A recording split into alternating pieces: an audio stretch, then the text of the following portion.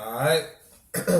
We start out Revelation 14 and 14 and 15.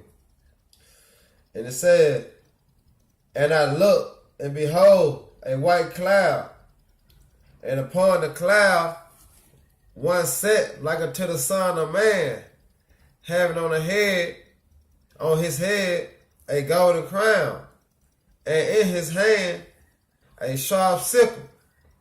And another angel came out of the temple, crying with a loud voice to him that sat on the clouds, Thrust in thy sickle, and reap, for the time is come for thou to reap, for the harvest of the earth is ripe." Is it right? Right. Come. All right, Shalom. First off, we want to give all praises to Yahweh, Ba'ashem, Yahweh Shai. Double honors to our teachers, the elders and apostles of Great Millstone who rule well. Hey, peace and salutations to the elect, hopeful elect of Israel, pushing forth this word throughout the four corners of the earth, raising up the house of David with all fear and trembling. All right. We want to bring out a quick lesson. Hey, hopefully it's edifying. It's going to be kind of a heavy lesson for us, brothers. So we're going to kind of take it slow, and hopefully Israel is edified. All right. The title of this lesson is going to be Preparing Ripe Fruit for the Harvest. And how do you prepare ripe fruit for the harvest? Hey, you got to keep the faith, man. First and foremost, this thing is a thing of faith, man. You got to have that faith in order to feed the sheep, in order to get out here and do this work, man. And this thing of faith is not our own carnal thing, man. Ultimately, it's got to be given to you by the Heavenly Father and the Son. Because if He doesn't keep you in this, you won't be in this truth, man. All right? So we're just going to get right into the lesson. And first we're going to start with Baruch 4 and 1.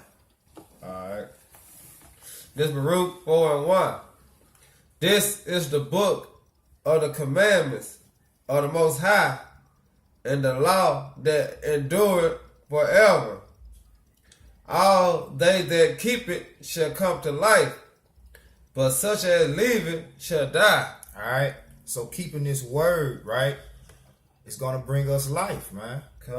This book is the commandments of the Most High that endure forever, man. This whole book, not just the book of Baruch. All right? This whole book is a building up of Israel through the spirit of Yahweh Ba'ashem Yahweh Shai. And you got to have that name, right? Otherwise, you're not going to be built up on the right foundation. All right? That's the key to this truth, man. The key to this truth is having that name and being built up in the word of Yahweh Ba'ashem Yahweh Shai, man. All right? Jump to verse 37, bro. All right, Baruch chapter 4, verse 37. Come. Lo, thy sons come, whom thou sendest away. Thou come and gather them together from the east to the west by the word of the Holy One, rejoicing in the glory of the Most High. Come. All right. So it says, "Lo, thy sons come." You go ahead and get it, bro. Salaki, Israel. All right. This is Baruch chapter 4, verse 37. Lo, thy sons come, whom thou sendest away. They come and gather together from the east to the west by the word of the Holy One, rejoicing in the glory of the Most High. It says, "Lo, thy sons come, who thou sendest away." who are Israelites, all right? Come. Sent away, right? Israel was scattered amongst all nations, man, under the curses, all right? Why? Going back to verse 1, because we refused to keep his commandments, man. Come. Therefore, we were scattered abroad, right? It says they come gathered together from the east to the west, right? So this word is going to bring us back. Keeping the commandments of the Most High and keeping his word is going to bring us back to him, as well as bring us together, man. All right? Not that it's about bringing back the entire nation of Israel, but his elect, right? The men that he planted that's going to come back and keep these laws, statutes, and commandments and become right through the Spirit, all right? They're going to come back ripened through the word of Yahweh Hashem Yahushua, man. All right? So I'm going to look this word ripe up so we can get a better understanding of what Yahushua is saying when he says the earth is ripe and ready for the harvest, man. It says, and this is from Google, it says, a fruit or grain developed to the point of readiness for harvesting and eating. It says, some of the synonyms, it says,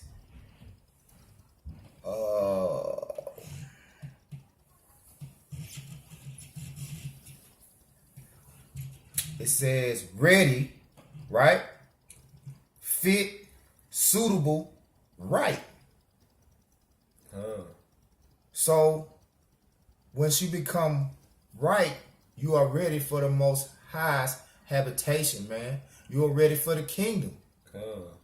And that's what you do through the spirit of Yahweh Hashem Yahushua and the man that he set up. All right, beginning with the elders and all the brothers on down. Hey, you take this word in and it makes you right. It gets you ready, man. It gets you prepared for when the Most High comes to destroy this place, ultimately, man. All right? Because he's coming for destruction, man.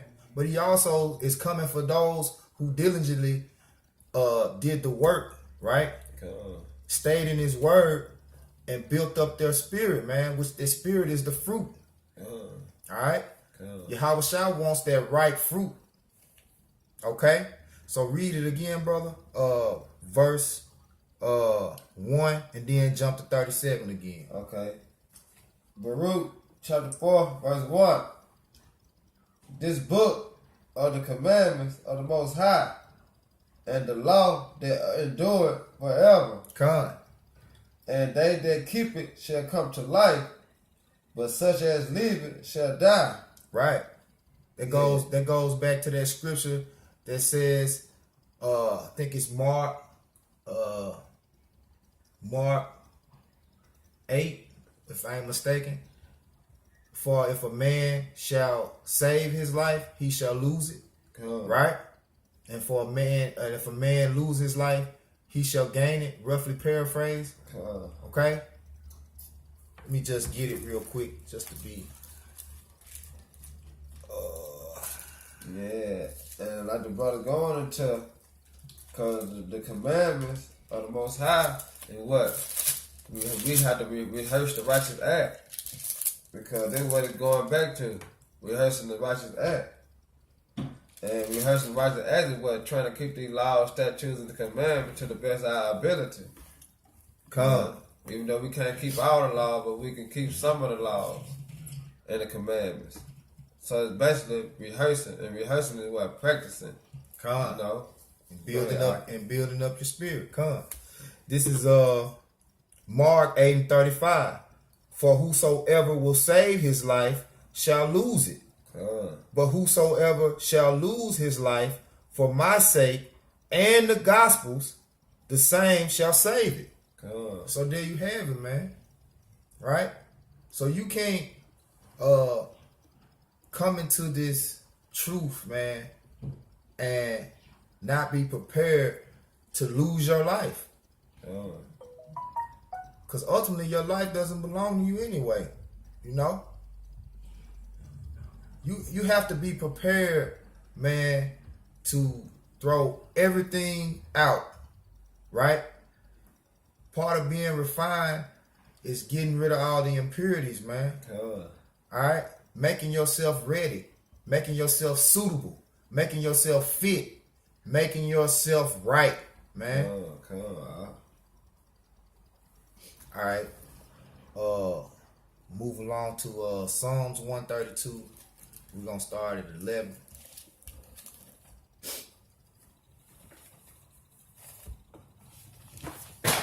It's just like, man, whenever you are into agriculture or farming, right?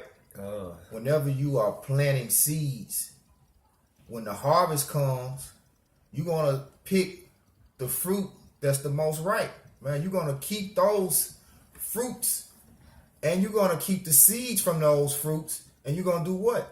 You're going to plant them again. Yeah, come. Because that was the best fruit, man. That was the most ready, most suitable, most fit fruit to eat. That's the same way with Yahushua, man. You know, and the Heavenly Father. He wants us to be right, man. So, during this suffering and during these curses that we're enduring, we are to continually build each other up in this word. All right? Because the word builds what? A brotherhood. When you go into a garden and you see the fruit or you see the grain, there's normally sections where the fruit is where the fruit or the grain is the most ripe, right? And then you have that one particular area where the fruit is not ripe, where the fruit is spoiled, man. You don't want that. All right? You want the fruit that's ripe. All right? Go ahead and bring that out, brother. Okay.